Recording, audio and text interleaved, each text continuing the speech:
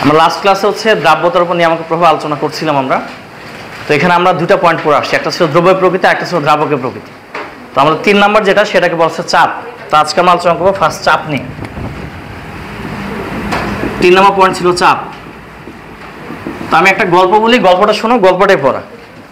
আগে ডিসকভারি চ্যানেলে food factory নামে একটা অনুষ্ঠান হতো, দেখছো কেউ? আচ্ছা, কোকা কোলা একটা এপিসোড ছিল, ওটাকে দেখছো কেউ? দেখছো? আচ্ছা, ওই এপিসোডে দেখা যাচ্ছে কোকা কোলাটা বানায় কীভাবে, ওটা পুরোটা মোটামুটি দেখাচ্ছে ওখানে। প্রথমে করে কি, একটা ওটা তো আসলে অটোমেটেড মেশিন, ওটা সব কিছু অটোমেটিক্যালি হচ্ছে। তো একটা জায়গায় প্রথমে করে কি একটা জায়গায় বোতল এসে দাঁড়ানোর পর ওখানে হচ্ছে লিকুইডটা আগে ভিতরে চলে আসে। তো লিকুইডটা প্রবেশ করার পর বোতলটা আবার সামনের দিকে আগাচ্ছে আস্তে আস্তে, এমনিতে যেই মাত্র সামনে আগালো, এবার করছে ওখানে হচ্ছে আরেকটা হচ্ছে নল এসে একদম হাইলি প্রেশারাইজড কার্বন ডাইঅক্সাইড গ্যাসের মধ্যে প্রবেশ করাই দিচ্ছে। তো একদম উচ্চ চাপে কার্বন ডাইঅক্সাইড গ্যাস দেওয়ার পরে সাথে সাথে মুখটা সিল করে দেওয়া হচ্ছে। তো এখন এইখানে আসলে কী ঘটনা ঘটলো এটা একটু জানতে হবে।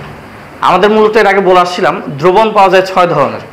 এই 6 ধরনের মধ্যে দ্রবণের মধ্যে একটা বিশেষ দ্রবণ পাওয়া যায় যাকে বলা হয় তরল গ্যাস দ্রবণ, অর্থাৎ তরল এবং গ্যাসের সংমিশ্রণ একদম দ্রবণ হয়। এই যে আমরা যেগুলো কার্বোনেটেড বেভারেজ যেগুলো আমরা খাই, এই সবগুলো কিন্তু তরল গ্যাস দ্রবণ, অর্থাৎ এখানে এই তরলের মধ্যে কী করা হয়, এখানে গ্যাসটাকে মিক্সড করা হয়। তরলের মধ্যে গ্যাসটা মিক্সড করে একটা দ্রবণ তৈরি করা হচ্ছে। তো এখন যে তরল গ্যাস দ্রবণের ক্ষেত্রে এখন এই গ্যাসটা কতটুকু তরলের মধ্যে মিশবে কি মিশবে না, এটা ডিপেন্ড করে তার চাপের উপর। আমি চাপ যখন দিলাম, ফার্স্ট কী হলো, মেশিনের ভিতরে যখন হচ্ছে তোমার বোতল সামনের দিকে আগালো, লিকুইড উঠাই নিয়ে আসছি আমি, লিকুইডের মধ্যে আমি কী করলাম, এবার হচ্ছে আমরা এখানে গ্যাসটা প্রবেশ করালাম, highly pressurised carbon dioxide gas, তার মানে অনেক বেশি চাপ দিয়ে কার্বন ডাইঅক্সাইড গ্যাসটাকে প্রবেশ করালাম। আচ্ছা, যখন আমি গ্যাসটাকে প্রবেশ করালাম, তার অর্থ গ্যাসের যদি দ্রাব্যতা না থাকতো, এটা কি দ্রবীভূত হতো ওর মধ্যে? তারপর আমি যখন চাপ প্রয়োগ করলাম, অ্যাকচুয়ালি চাপ প্রয়োগের মাধ্যমে কী হচ্ছে, ওটা কিন্তু গ্যাসটা দ্রবীভূত হয়ে গেল। যখন আমি চাপ প্রয়োগ করলাম তখনই কিন্তু গ্যাসটা কী হচ্ছে, দ্রবীভূত হয়ে যাচ্ছে। তাহলে বোঝা গেল যে তরল গ্যাস দ্রবণের ক্ষেত্রে চাপ বাড়লে দ্রাব্যতার মানটা কী হচ্ছে, বেড়ে যাচ্ছে। এবার করলো কি, আরেকটা একটু সামনের দিকে আগালো, আরেকটা একদম হচ্ছে মেশিন এসে করলো, ওটাকে করে দিল, যে লেবেলিং করে দিল আর কি। লেবেল লাগাই দেওয়ার পর ওটা চলে যাচ্ছে, এরপর হচ্ছে আমরা সেটা বাজারজাত হচ্ছে, ওটা নিয়ে আমরা খাচ্ছি। আমরা এখন খাওয়ার সময় করি কি, এই ছিপি যখনই খুলি সাথে সাথে এখানে চাপটা কমে যায়। যতটুকু চাপ ছিল ওই পর্যন্ত চাপ আর থাকে না, চাপটা তখন হ্রাস পায়। চাপ যখন হ্রাস পাচ্ছে তখন হচ্ছে এখানে একটা সূত্র অ্যাপ্লাই হয়, বয়েলের সূত্র। আমরা এর পরের চ্যাপ্টারে গিয়ে পড়বো। বয়েলের সূত্রটা হচ্ছে তাপমাত্রা যদি স্থির থাকে, চাপ এবং আয়তনটা পরস্পর ব্যস্তানুপাতিক। তো এটা অবশ্য না পুরো আমরা বুঝতে পারবো, একটা বেলুন নিয়ে যদি চাপ দেওয়া হয় আয়তন কমে আসবে না? চাপ দিলে আয়তন কমে আসতেছে, চাপ যে মতো রিলিজ করলাম আমার আয়তনটা কেউ বাড়বে। তার চাপ দিলাম আয়তন কমে যাচ্ছে, চাপ সরালাম আয়তন বেড়ে যাচ্ছে। এটা বয়েলের সূত্র, যে তাপমাত্রা যদি স্থির থাকে চাপ এবং আয়তন পরস্পর কী হবে, এটা ব্যস্তানুপাতিক হবে।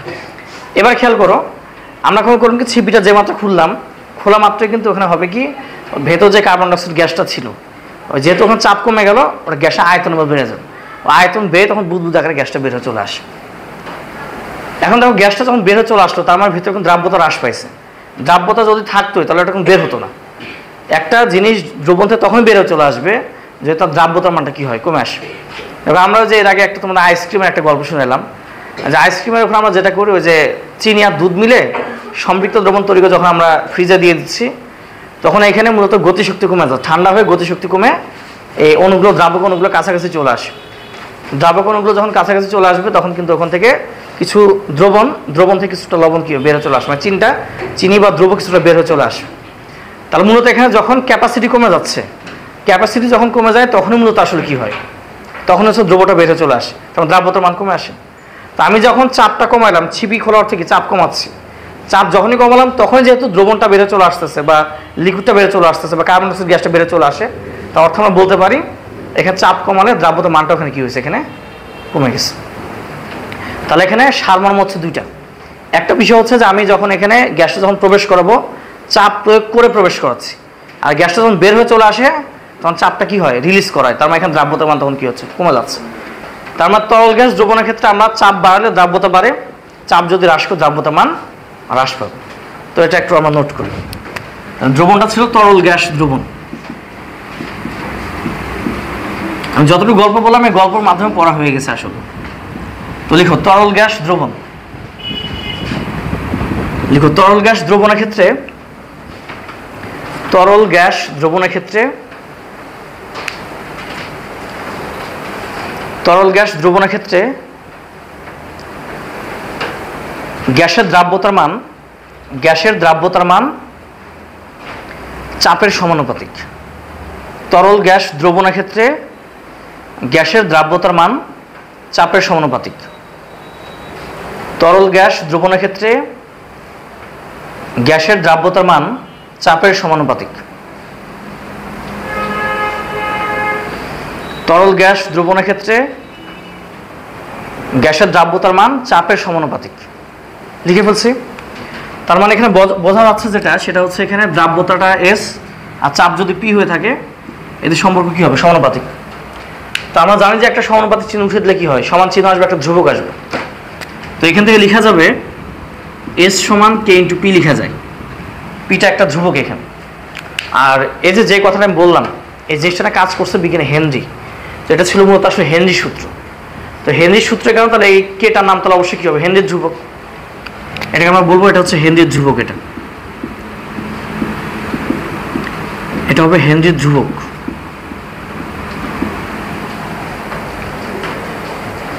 নির্দিষ্ট উপাদানের ক্ষেত্রে নির্দিষ্ট তাপমাত্রা হেনরির ধ্রুবকের মানটা নির্দিষ্ট। যতক্ষণ পর্যন্ত আমরা তাপমাত্রা চেঞ্জ না করব হেনরির ধ্রুবকের মান চেঞ্জ হবে না। আমরা তাপমাত্রা চেঞ্জ করব, হেনরির ধ্রুবকের মানটা চেঞ্জ হবে। সাপোজ 25 ডিগ্রিতে একটা মান দিয়ে আছে, 30 ডিগ্রিতে মানটা হবে আলাদা। তো এখন এই হেনরির ধ্রুবকের একক বের করতে হবে আমাদের, যে হেনরির ধ্রুবক আসলে এককটা কেমন হবে। এবার লিখো হেনরির ধ্রুবকের একক।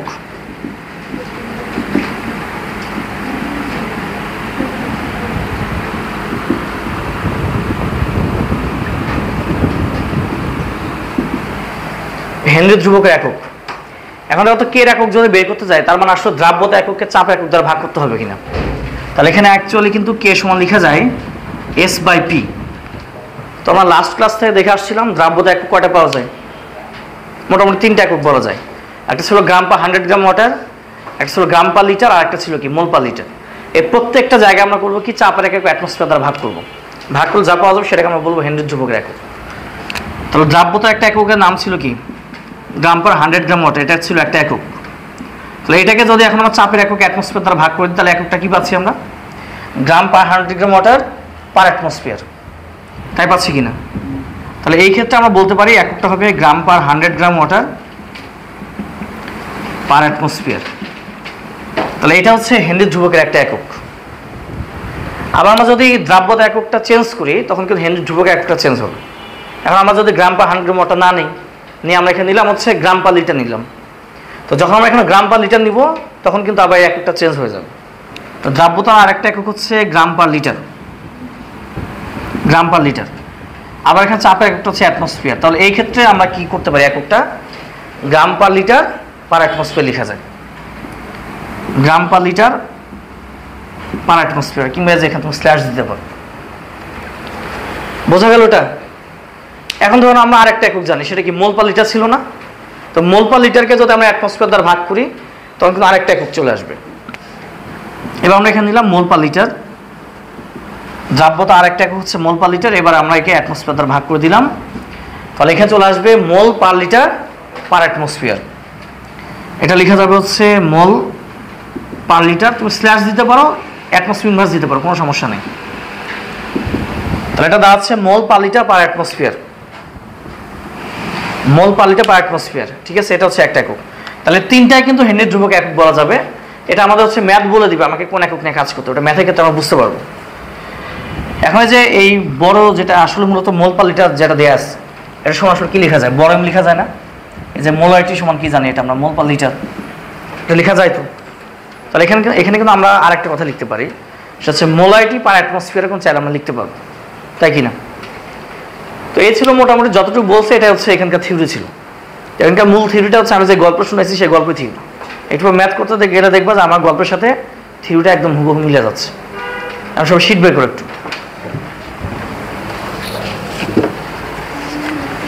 লাস্ট ক্লাস আমরা টাইপ 1-এ ম্যাথগুলো শেষ করে আসছিলাম।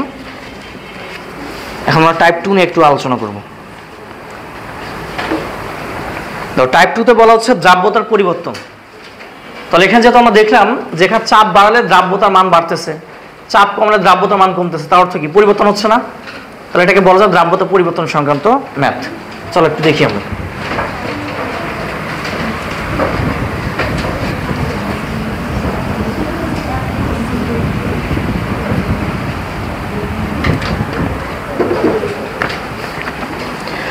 টাইপ 2 1 নম্বর ম্যাথটাকে একটু পড়ে ফেলো। 1 নম্বর ম্যাথটা চটকে একবার পড়ে ফেলো।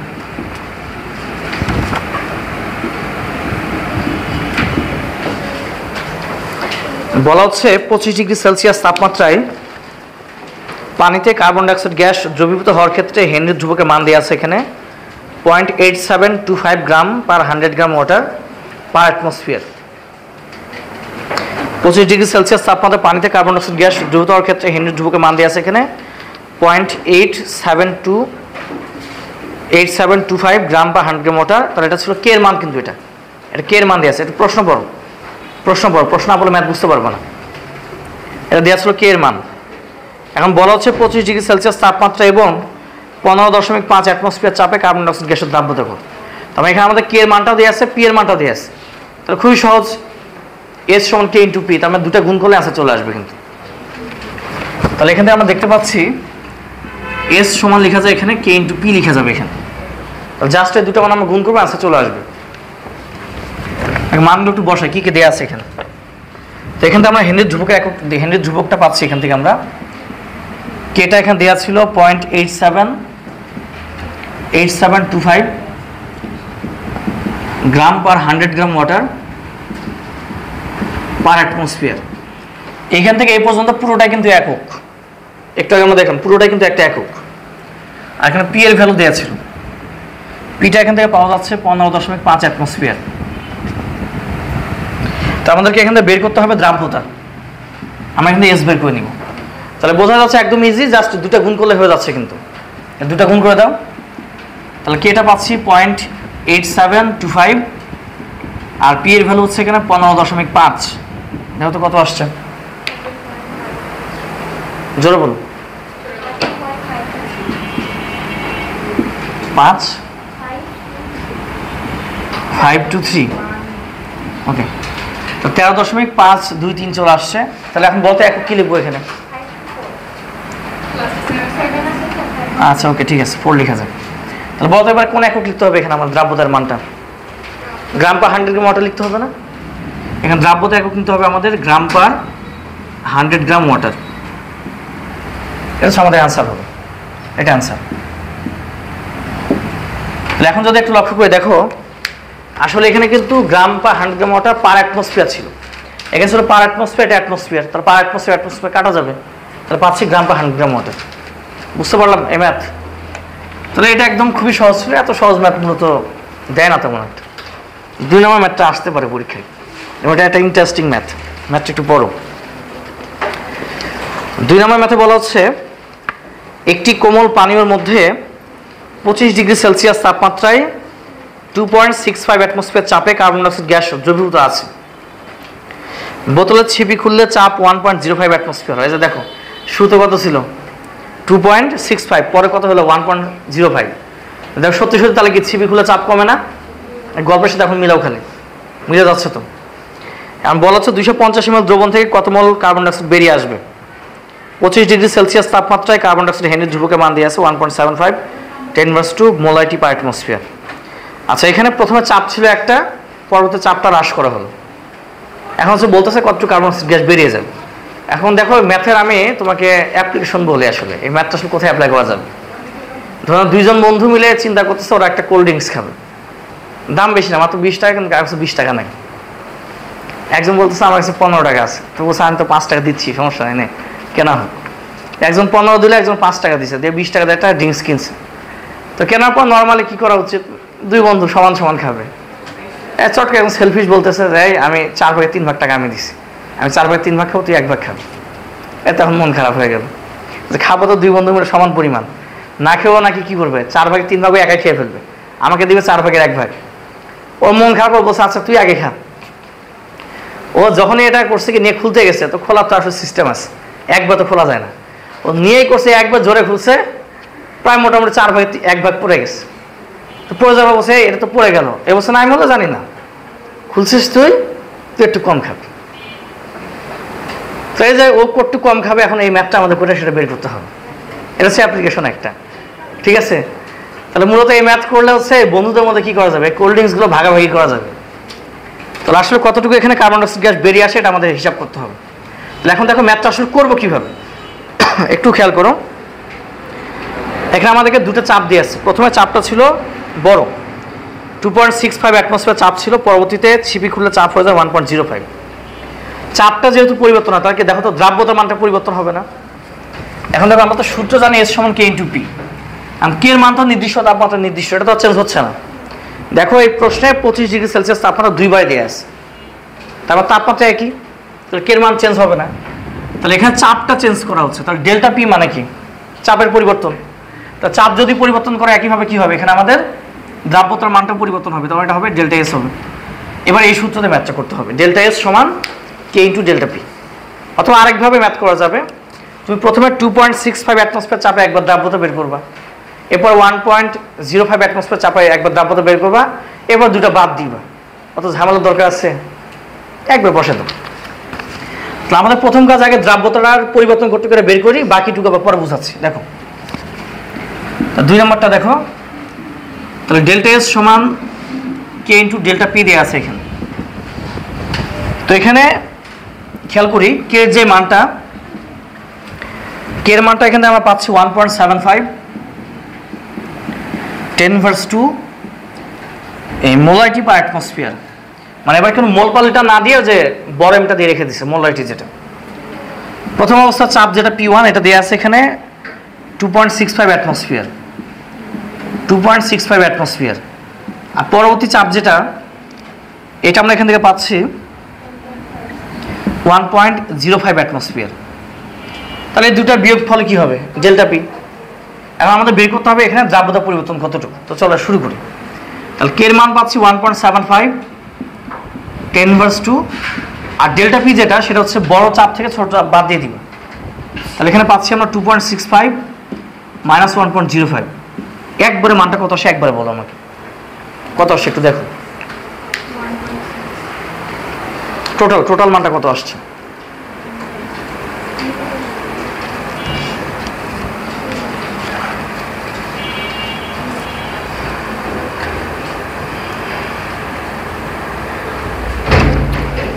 কত আসছে? 0.028। তাহলে এত কি হবে? এত যে মোলার হবে না? এত মোলার হচ্ছে তো এবার, তাই না? এই যে এটা পার অ্যাটমসফিয়ার, এটা হচ্ছে শুধু অ্যাটমসফিয়ার, কাটা যাবে, তা শুধু মোলার থাকবে। আর এই যে বড় এম যেটা শুধু মোলার মানে কি লেখা যায়? মোল পার লিটার লেখা যায় না? একটু হয়তো দেখলাম এটা মোল পার লিটার লেখা যায়। তাহলে এখান থেকে লেখা যাবে 0.028 মোল পার লিটার, এটা লেখা যায়। তাহলে এখানে আমরা লিখতে পারবো 0.028 মোল পার লিটার। এই পর্যন্ত ম্যাথটা বোঝা গেল কিনা? যেখানে দ্রাব্যতা পরিবর্তন কতটুকু, আমরা প্রথমে আগে দ্রাব্যতা পরিবর্তনটা বের করে নিলাম। বুঝতে পারলাম এই পর্যন্ত? এখন আমাদের তো দ্রাব্যতা পরিবর্তন চায় না, চাইছে যে কতটুকু কার্বন ডাইঅক্সাইড গ্যাস বেরিয়ে আসে।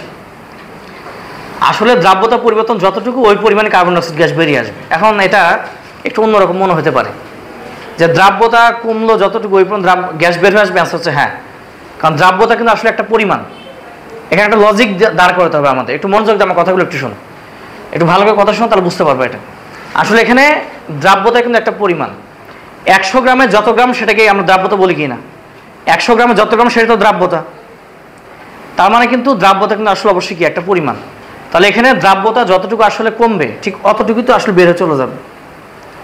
দ্রাব্যতা কমা অর্থ কি? ধরে নাও আমি তোমাকে বললাম এরকম যে একটা সম্পৃক্ত দ্রব্য দ্রাব্যতা ছিল কথা 36, আগে আমি বললাম কি এটাকে ঠান্ডা করলাম, তো ঠান্ডা করলাম, তাপমাত্রা কমাই নিয়ে আসলাম, নিয়ে আসার পর এটা দ্রাব্যতা কথা দ্রাব্যতা মানটা হয়ে গেছে এটা 30।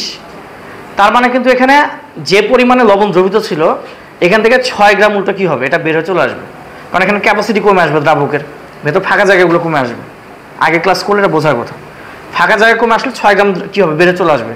তাহলে আসলে দ্রাব্যতা তাহলে কমলে কতটুকু? 6 না? তাহলে বের হলো আবার কয় গ্রাম? 6 গ্রামই বের হয়েছে। তাহলে এখান থেকে একটা জিনিস বোঝা গেল, আসলে দ্রাব্যতা যতটুকু কমে ঠিক ওই পরিমাণ পদার্থ কি হবে? বের হয়ে চলে আসবে। তাহলে আসলে যে এটা এত মোল পার লিটার অর্থ কি? এর অর্থ হচ্ছে 1 লিটারে এত মোল পাওয়া যায়। তার মানে 1 লিটার থেকে আসলে এত মোল বের হয়ে চলে আসবে। আমাদের বলছে 250 ml করতে। তাহলে হিসাবটা করবো কিভাবে? 1 লিটার বা 1000 ml কার্বন ডাইঅক্সাইড পাওয়া যায় এতটুকু, আর 250 ml কতটুকু, এটাই। তাহলে এখন লিখো 1 লিটার বা 1000 ml দ্রবণে কার্বন ডাইঅক্সাইড পাওয়া যাবে, এই তো যতটুকু পাইলাম এখান থেকে 0.028 মোল, এতটুকু পাওয়া যাচ্ছে। তাহলে এখন আমাকে দেখতে হবে যে 250 ml তাহলে কতটুকু হয়। তা 250 ml যেটা আমাদের দ্রবণ নিব, তাহলে এখানে কার্বন ডাইঅক্সাইড পাওয়া যাবে এখানে 0.028 × 250/1000 এত মোল পাওয়া যাবে। দেখো তো কত আসছে।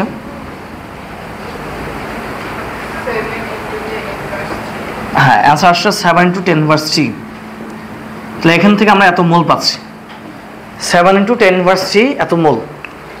তার মানে আসলে কিন্তু এতটুকু কার্বন ডাইঅক্সাইড গ্যাস এখানে কি হবে, বের হয়ে চলে আসবে। বুঝতে পারলাম? এখন যেহেতু আমরা এখানে একবারও বেরিয়ে যাওয়ার কোনো কথা উল্লেখ করিনি, সেটা লাস্টে তোমাকে বাংলা লিখতে হবে, এখানে অ্যান্সার লিখবা না, অ্যান্সারটা বাংলায় লিখো। অতএব কার্বন ডাইঅক্সাইড গ্যাস বেরিয়ে যাবে 7 × 10⁻³ মোল, কার্বন ডাইঅক্সাইড গ্যাস বেরিয়ে যাবে 7 × 10⁻³ মোল। দেখা যাচ্ছে এখানে যাই না, আমি অ্যান্সারটা এখানে আরেকবার লিখি। অ্যান্সার হবে 7 × 10⁻³ মোল। এটা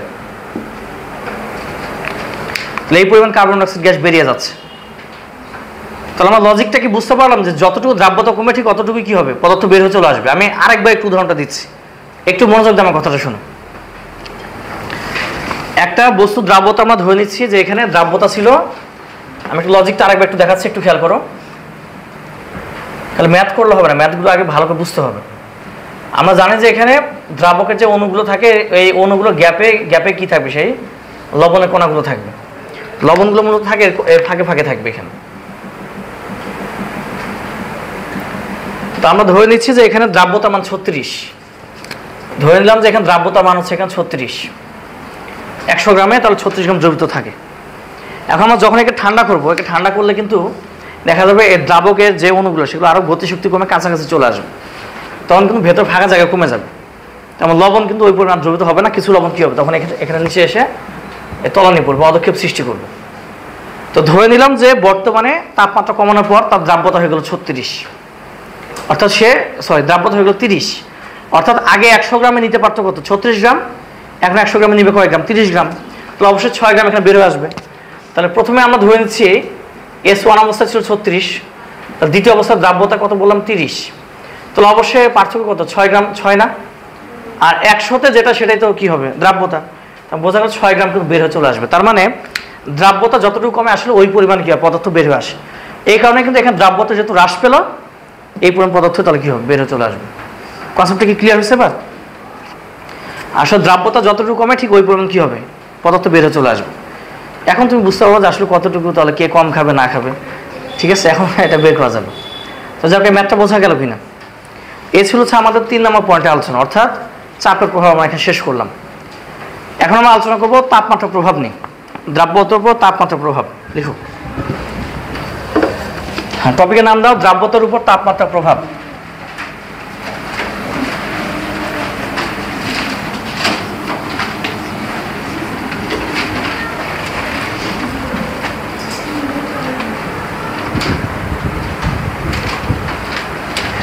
এবার লিখো দ্রাব্যতার উপর তাপমাত্রার প্রভাব।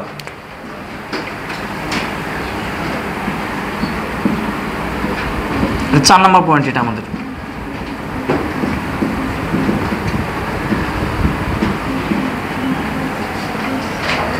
আচ্ছা, প্রথমে আমি একটু কথা বলি। পানিতে যদি আমরা কোনো বস্তু মিক্সড করি, মিক্সড করলে মাঝে মাঝে দেখবা যে ওই পাত্রটা উত্তপ্ত হয়ে ওঠে।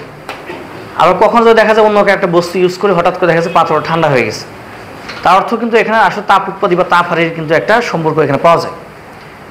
এই যে দেয়ালে যে চুনগুলো করা হয়, হোয়াইট সিমেন্ট যেটা দেওয়া হয়, এই হোয়াইট সিমেন্ট বা চুন যদি পানিতে মিক্সড করা হয়, দেখবা যে বালতি গরম হয়ে উঠছে।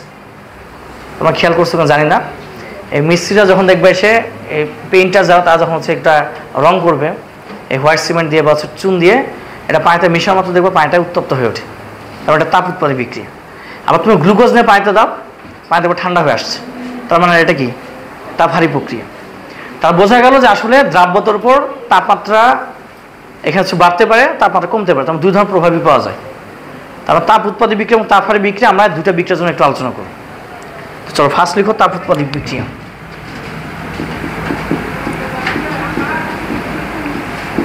যদি কোনো কিছু মেশানোর পর যদি একটা তাপ উৎপাদী প্রক্রিয়া হয়ে থাকে বা তাপ উৎপাদী বিক্রিয়া হয়, এক্ষেত্রে তাপমাত্রা চেঞ্জ করলে কীরকম চেঞ্জ হয় সেটা আমরা দেখব।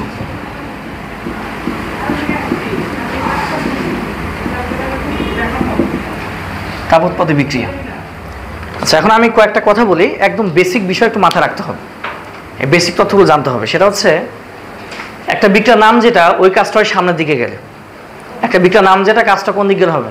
সামনের দিকে। ধরুন একটা বিক্রিয়ার নাম হচ্ছে তাপ উৎপাদী বিক্রিয়া, তাহলে এই বিক্রিয়া তাপ উৎপন্ন হয় সামনের দিকে গেলে।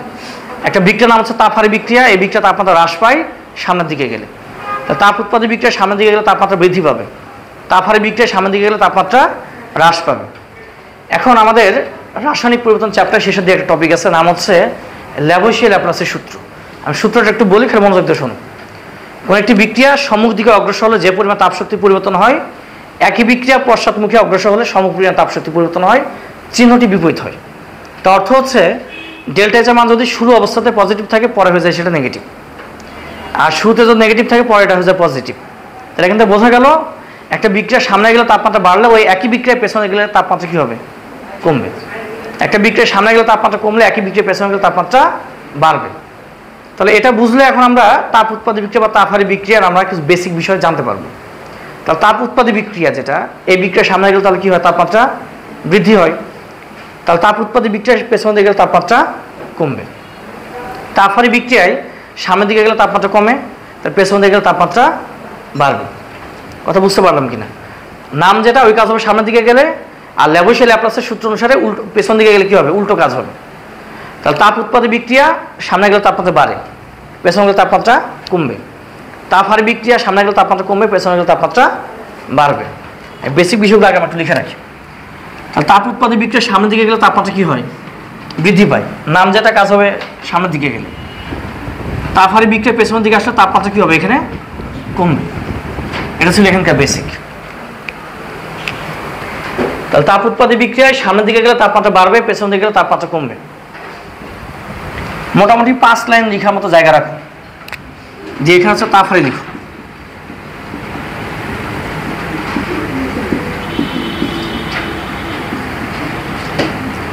এখানে লিখো তাপহারী বিক্রিয়া লিখবে এখানে। তো তাপহারী বিক্রিয়া আমরা কি বললাম? সামনের দিকে গেলে কি হবে? তাপমাত্রা বাড়বে না কমবে? তাপমাত্রা কমবে। আর পেছনে আসলে তাপমাত্রা বাড়বে। তাহলে তাপহারী বিক্রিয়া সামনের দিকে গেলে তাপমাত্রা হ্রাস পায়, আর পশ্চাৎ দিকে আসলে তাপমাত্রা বৃদ্ধি পায়। এগুলো ছিল আমাদের বেসিক। এখন আমাদের দেখতে হবে যে কোনো বিক্রিয়া তাপ উৎপাদী বা তাপহারী যদি হয়, এক্ষেত্রে তাপমাত্রা চেঞ্জ করলে দ্রাব্যতার মান বাড়ে নাকি কমে, এখন সেটা আলোচনা করবো।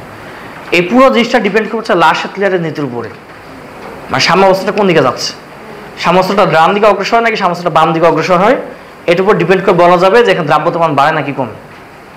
তো লাশাতলিয়ার নীতি 9 10 আমরা পড়ে আসছিলাম অবশ্যই, তো একটু হয়তো ক্রিটিক্যাল টপিক মনে হয়, বাট এটা আসলে খুবই সহজ। একটা শুধু কথা মনে রাখলে হবে, আমি যা করব সিস্টেম করবে তার বিপরীত। আমি যা করবো সিস্টেম কী করবে? তার বিপরীত কাজ করবে। এই একটা কথা দিয়ে তাপমাত্রার প্রভাব, এটা দিয়ে ঘনমাত্রার প্রভাব, এটা দিয়ে চাপের প্রভাব আলোচনা করা যাবে। তো আজকে আমরা শুধু তাপের প্রভাবটা নিয়ে একটু আলোচনা করবো আর কি। তো আমরা এখানে একটা বস্তু দিচ্ছি সিলভার ক্লোরাইড। তো সিলভার ক্লোরাইড আমরা পানিতে দিব, দেখি কি হয়। তো সিলভার ক্লোরাইডটা সলিড অবস্থায় ছিল, এটা আমরা পানিতে দিয়ে দিলাম। তো সিলভার ক্লোরাইডটা পানিতে দেওয়া মাত্র দেখা যাচ্ছে এটা আয়নিত হয়ে যাবে। এটা আয়নিত হয়ে তৈরি করবে সিলভার আয়ন, তার সাথে তৈরি করবে এখানে ক্লোরাইড আয়ন।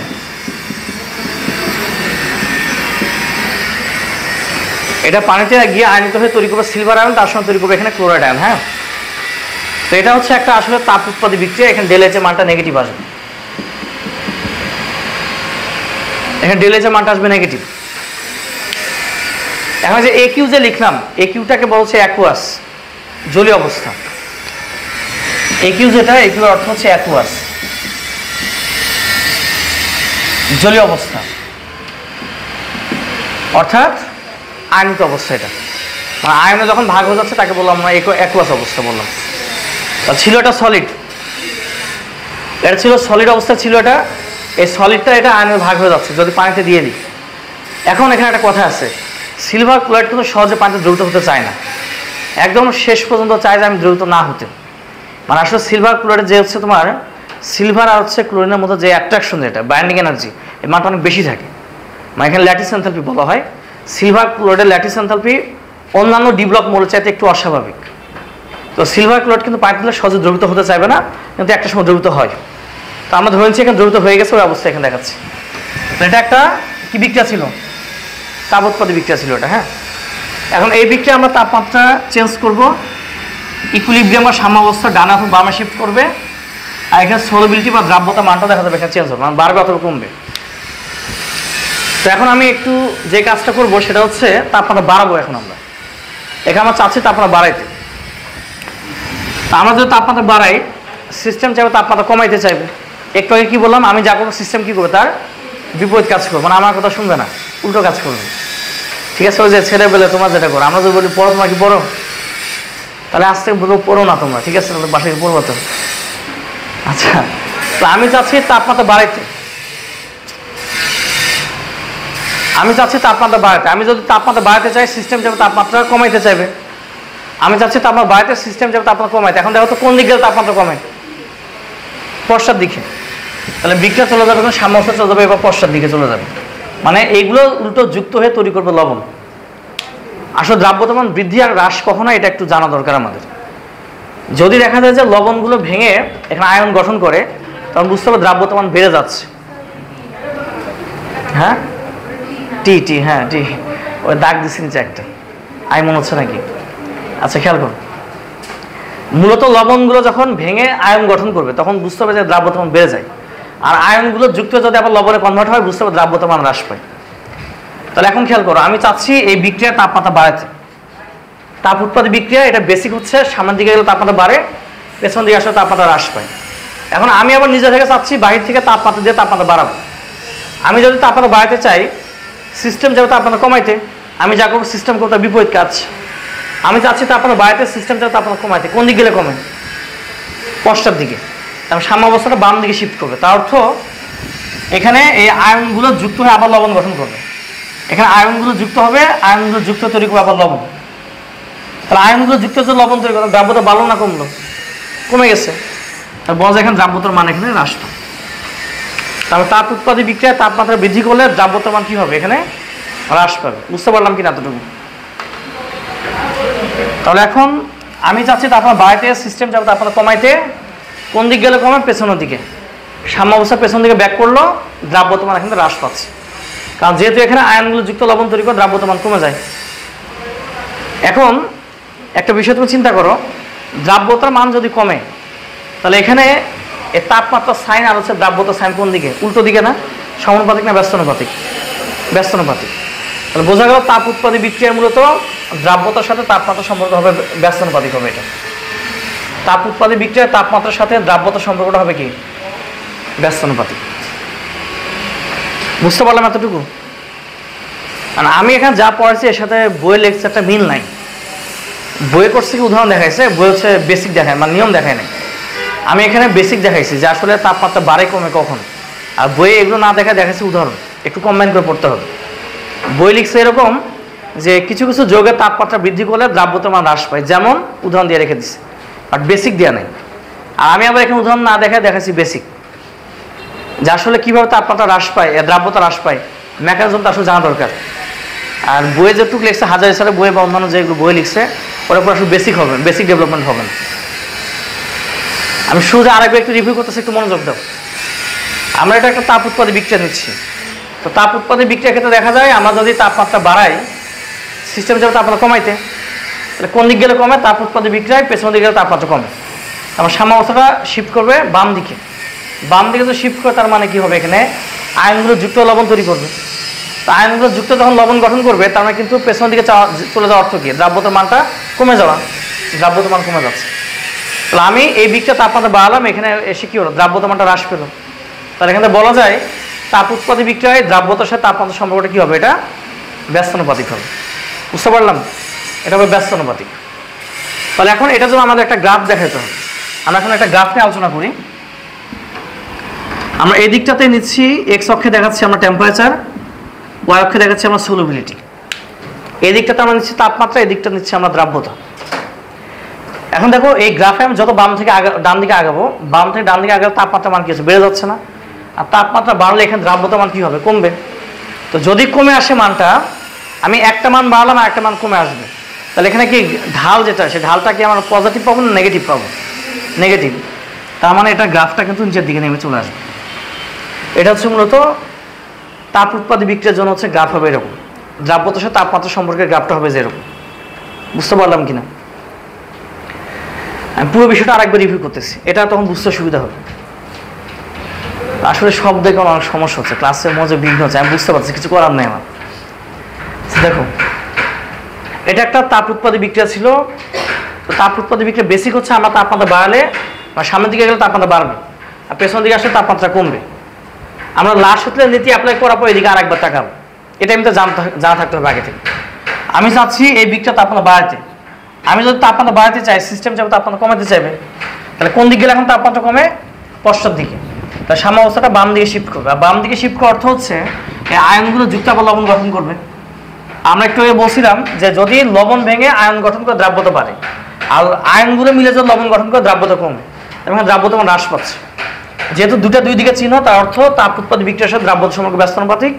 তার মানে এখানে আমি যত তাপমাত্রা বাড়াবো এদিকে যাচ্ছে, তাপমাত্রা বাড়তেছে, দ্রাব্যতা মানে কি হবে? কমে যাবে। ক্লিয়ার এতটুকু? বুঝতে পারলাম কিনা? এবার দেখো তাপহারী বিক্রিয়া আমরা চলে আসি। তাপহারী বিক্রিয়া বেসিক হচ্ছে আমরা যদি সামনের দিকে আগাই, তাপহারী বিক্রিয়া আমরা যদি সামনের দিকে আগাই, তাপমাত্রা মান এখানে কি হবে? কমবে। আর যদি আমরা পেছনের দিকে যদি আসি, তাপমাত্রা মান এখানে কি হবে? আস্তে আস্তে মানটা বাড়তে থাকবে। হ্যাঁ, সামনের দিকে যাবো তাপমাত্রা কমবে, পেছনের দিকে আসবো তাপমাত্রা মান কি হবে? এটা বাড়বে। তা আমরা একটা এখানে উদাহরণ নিচ্ছি, সেরিয়াম সালফেট। এটা একটা লবণ, এই লবণটা পানিতে মিশলে দেখা যাবে উল্টো দ্রবণটা ঠান্ডা হয়ে আসে। তার অর্থ এটা কি বিক্রিয়া? এটা তাপহারী বিক্রিয়া। সেরিয়াম সালফেট একটা লবণ, এখানে আমি করলাম কি, পানিতে দিয়ে দিলাম, দিলে সাথে সাথে ভাগ হয়ে যাবে, ভাগ হয়ে এখানে তৈরি করবে দুইটা সেরিয়াম আয়ন তৈরি করবে, তার সঙ্গে এখানে তৈরি করবে 3 মোল সালফেট আয়ন। এগুলো জলীয় অবস্থায় থাকবে, ডেলিজা মানটা এখানে পজিটিভ হবে। এগুলো কিভাবে ভাঙতে হয়, কার সামনে কত আসবে, কার উপরে কত পাওয়ার, কত যেরকম পাওয়ার আসবে, এগুলো হচ্ছে আমরা যখন দ্রাব্যতা পড়বো, দ্রাব্যতা গুণফল পড়বো, তখন আমি পড়াই দিব। এগুলো এক ক্লাস পরে পড়ব কীভাবে ভাঙতে হয়। তাহলে এটা একটা তাপহারী বিক্রিয়া। এখন আমি চাচ্ছি তাপমাত্রা বাড়াইতে, তো ইকুইলিব্রিয়াম বা সাম্য অবস্থা ডানে বা বামে যাবে, দ্রাব্যতা মানটা চেঞ্জ হবে। এখন দেখো, আমি যদি এই বিক্রিয়াতে তাপমাত্রা যদি বৃদ্ধি করি, আমি যদি এখানে তাপমাত্রা বৃদ্ধি করি, আমি তাপমাত্রা বৃদ্ধি করার অর্থ কী হবে? সিস্টেম যাবে তাপমাত্রা কমাইতে। আমি তাপমাত্রা বাড়াতে চাচ্ছি, সিস্টেম চাইবে কি? তাপমাত্রা কমাইতে চাইবে। আর কোন দিক গেলে তাপমাত্রা কমে? সামনের দিকে। তাহলে বিক্রিয়া চলে যাবে সম্মুখ দিকে, আর সম্মুখ দিকে যাওয়ার অর্থ হচ্ছে লবণগুলো ভেঙে আয়ন গঠন করবে। দ্রাব্যতা বাড়লো না কমলো? বাড়লো না কমলো? দ্রাব্যতা বলতো বাড়ছে। আচ্ছা, তাহলে আমি চাচ্ছি যে তাপমাত্রা বাড়াইতে, সিস্টেম চাইবে তাপমাত্রা কমাইতে। কোন দিকে গেলে তাপমাত্রা কমে? সামনের দিকে। তাপহারী বিক্রিয়া সামনের দিকে গেলে তাপমাত্রা হ্রাস পায়। তার মানে এখানে লবণগুলো ভেঙে বারবার এখানে আয়ন তৈরি করবে, আমার দ্রাব্যতা মানে এখানে বেড়ে যাচ্ছে। তো যেহেতু এখানে দ্রাব্যতা বাড়ে, তাহলে এখন দেখা যাচ্ছে তাপমাত্রা দ্রাব্যতা সাইনটা কি? সমমুখী, দুটি একই দিকে। সো এখানে তাপমাত্রা বাড়লে দ্রাব্যতা মান বাড়বে। মানে আমরা শুধু মূলত বাড়ানোর কেসটা নিয়ে আলোচনা করি, কমানোর এখানে কোনো কেস নাই। তাহলে এখানে বোঝা গেল যে তাপহারী বিক্রিয়ায় দ্রাব্যতার সাথে তাপমাত্রা সম্পর্কটা কী হবে? সমানুপাতিক। এখানে সম্পর্কটা হবে সমানুপাতিক। আর এখন যদি আমরা একটু গ্রাফ নিয়ে আলোচনা করি, এই দিকটাতে আমরা দেখাচ্ছি তাপমাত্রা, এদিকে দেখাচ্ছি সলিবিলিটি। যেহেতু সমানুপাতিক সম্পর্ক, আমরা যত বাম থেকে ডান দিকে যাবো এই গ্রাফে, যত বাম থেকে ডান দিকে আগাবো, এখানে তাপমাত্রা মান বাড়বে। তাপমাত্রা বাড়লে দ্রাব্যতা বাড়ছে, তাহলে গ্রাফটা কি উপর দিকে উঠবে না? ঢালটা হবে পজিটিভ, উপর দিকে উঠে গেল। বাস, এতটুকু বুঝতে পারলাম কিনা? আরেকবার রিভিউ করতেছি, খেয়াল করে। প্রথম বিষয়টা হচ্ছে যে আমাদের আগে বেসিক বিষয়গুলো জানতে হবে। এটা হচ্ছে বেসিক বিষয় যে তাপ উৎপাদী বিক্রিয়ার সামনে দিকে গেলে তাপমাত্রা বাড়ে, আর পেছন দিকে আসলে তাপমাত্রা মানটা কমবে। আর তাপহারী বিক্রিয়ার সামনে দিকে গেলে তাপমাত্রা কমবে, পেছন দিকে আসলে তাপমাত্রা বাড়বে। এখন এটা আমাদের একটা তাপ উৎপাদী বিক্রিয়া, এরকম আরও অনেক উদাহরণ আছে। তো এখানে দেখা যাচ্ছে এটা ভেঙে সিলভার আয়ন ক্লোরাইড আয়ন গঠন করবে। লবণ ভেঙে যদি আয়ন তৈরি করে, বুঝতে হবে এখানে কী হয়? তাপমাত্রা এখানে হচ্ছে দ্রাব্যতা বাড়ে, আর আয়নগুলো যুক্ত লবণ তৈরি করে দ্রাব্যতা মান কমে। আমি চাচ্ছি তাপমাত্রা বাড়াইতে, সিস্টেম যাবে তাপমাত্রা কমাইতে। এখন কোন দিকে গেলে তাপমাত্রা কমে? পশ্চাৎ দিকে আসলে। তো বিধায় এখানে কিন্তু দ্রাব্যতা মানটা কি হবে? হ্রাস পাবে। তো হ্রাস পেলে একটা ব্যস্তানুপাতিক সম্পর্ক, গ্রাফটা নিচের দিকে নেমে চলে আসবে। আর তাপহারী বিক্রিয়া যদি আমরা একটু খেয়াল করি, এখানে হচ্ছে সেরিয়াম আর সালফেট তৈরি করার পর দেখা যায় দ্রবণটা ঠান্ডা হয়ে আসে, তারপরে বিক্রিয়া। আমি চাচ্ছি তাপমাত্রা বাড়াইতে সিস্টেম যেহেতু তাপমাত্রা কমাইতে, কোন দিক গেলে কমে? সামনের দিকে। তার মানে হচ্ছে এখানে লবণটা ভেঙে তৈরি করবে আয়ন, তারপর দ্রাব্যতামান বেড়ে গেল। আর দ্রাব্যতামান যদি বাড়ে সমানুপাতিক সম্পর্ক, গ্রাফটা আস্তে আস্তে উপর দিকে উঠবে। বোঝা গেল কিনা?